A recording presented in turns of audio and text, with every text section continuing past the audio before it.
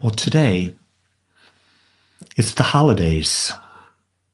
And so I thought I'd talk about something we all could talk about, all need more than anything.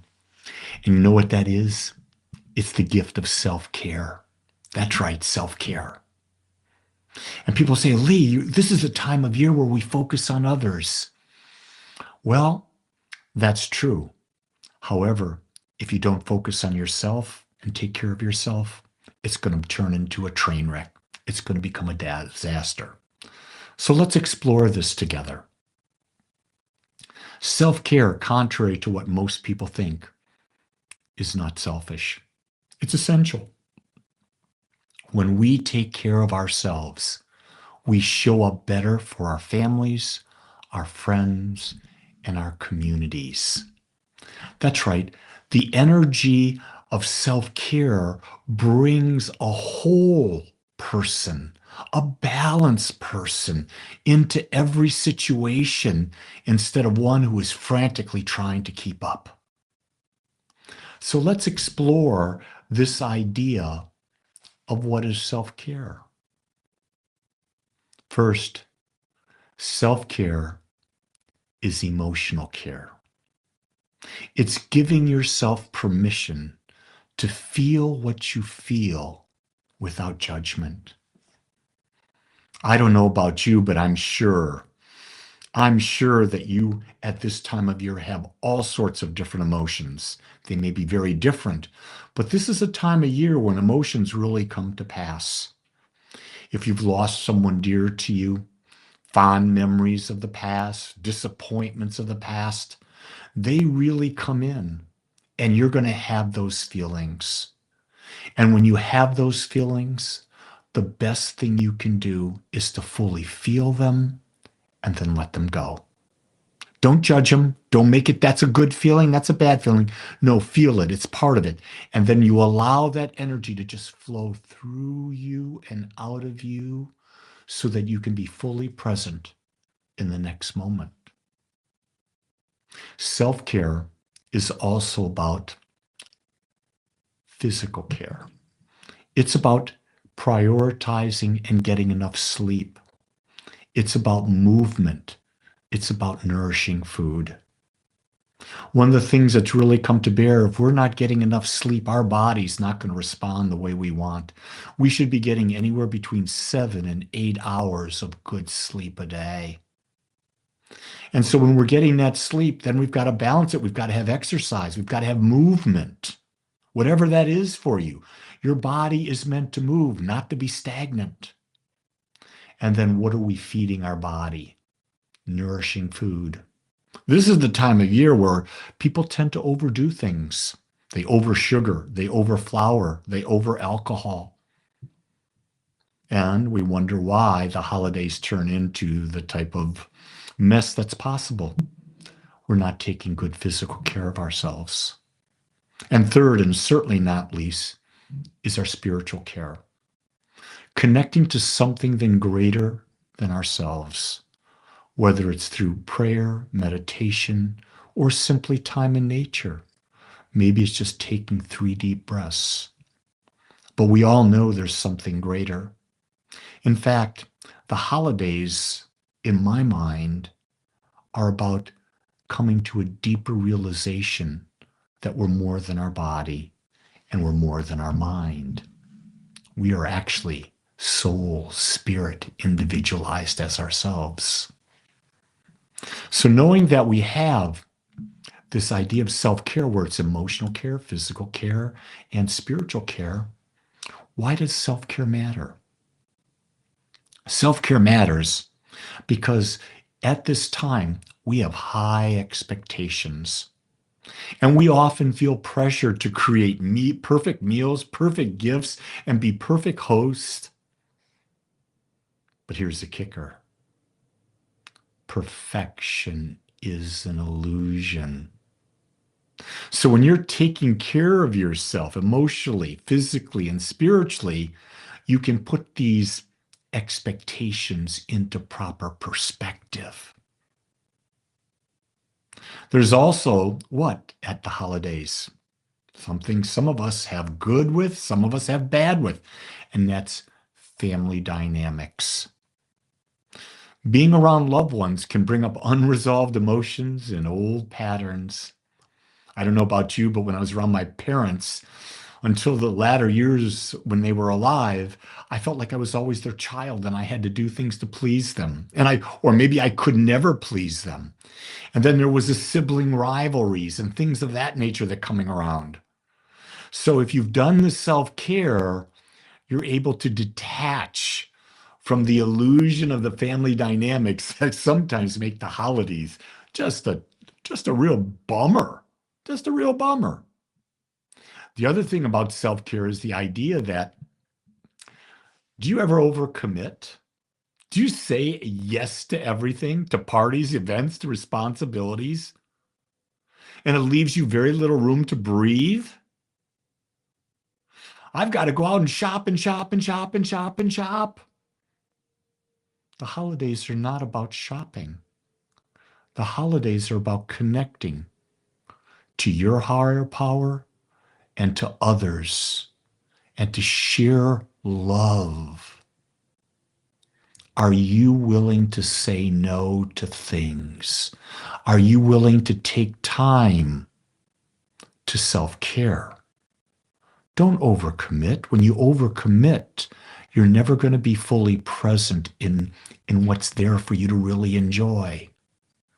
Intimate one-on-one relationships with people, laughter with groups of people, sharing common themes, heritage, traditions. Man, that's just the most beautiful thing. I believe in quality more than quantity. You see, when we neglect self-care, we lose sight of what really matters. And for me, what really matters is connection, joy, and presence. By prioritizing self-care, we cultivate an inner peace needed to navigate the challenge and to savor the beauty of this magnificent season. So I've got some practical steps I want to talk to you about self-care. They're pretty simple. There's 6 of them. Number 1, set boundaries. Learn to say no, here's a kicker, with love. It's okay to decline invitations or delegate tasks. Stop being a perfectionist. Let other people help. It makes them feel a part. It's a connection. And say no. That's an act of self-love. But when you say no, don't be harsh. Do it with love. You could say, no, I don't think that's mine to do at this time. Thank you, though. The other thing we can do is to create rituals. Rituals that support self-care. Start your day with a moment of mindfulness, a few deep breaths, or a gratitude practice. Set a positive tone for the day. I would always meditate every day. And then during the day, I would have my affirmations. And when I'm putting things together, doing things, I would be saying those affirmations, reminding me of my truth, reminding me to be fully present. The other practical step would be release this idea that you can't take care of your body. Honor your body. You don't have to push it to the max. Make time for rest.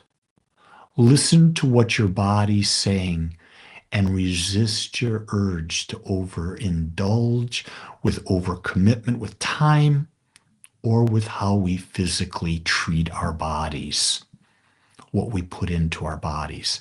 Honor your body. Why not make those choices? They're for you. You're not here to do that. When that person's there saying, have a third piece of cake, say, no, thank you. I had one and it was more than enough and it was delicious.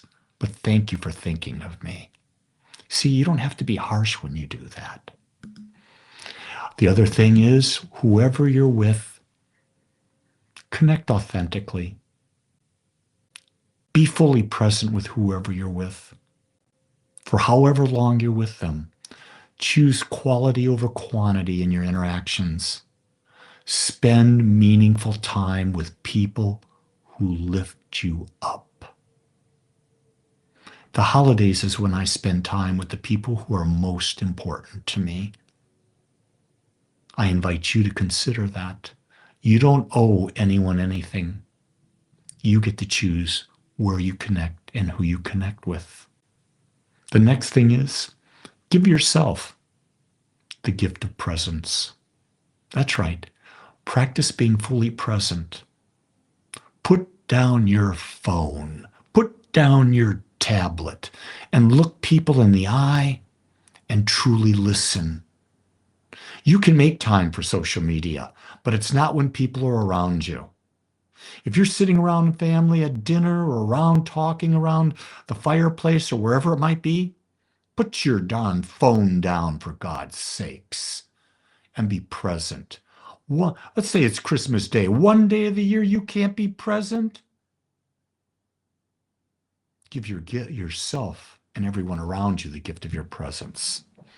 And the final thing I want to say about a practical step is release the need for perfection. Remember, the holidays are not about being flawless decorations or gourmet meals. The holidays are about connection and love. And when we look back, we don't remember what things look like. We don't remember the spread or how perfect it was. We remember moments that we shared with people, moments of connection, moments of love, of sharing. That's why we hear the statement all the time, the holidays are for sharing. At this time in our lives, in the world today, taking care of yourself is an act of courage. It's a statement to the world that your well-being matters. When you prioritize self-care, you not only nurture yourself, but you inspire others to do the same. You becoming a living example of the Christ, of the Buddha, of all the great avatars. They took care of themselves so they could give to others. The key thing is, it may be the holidays, but the key thing to remember is, even in the holidays, everything begins and ends with you, and there's no greater time than now to self-care.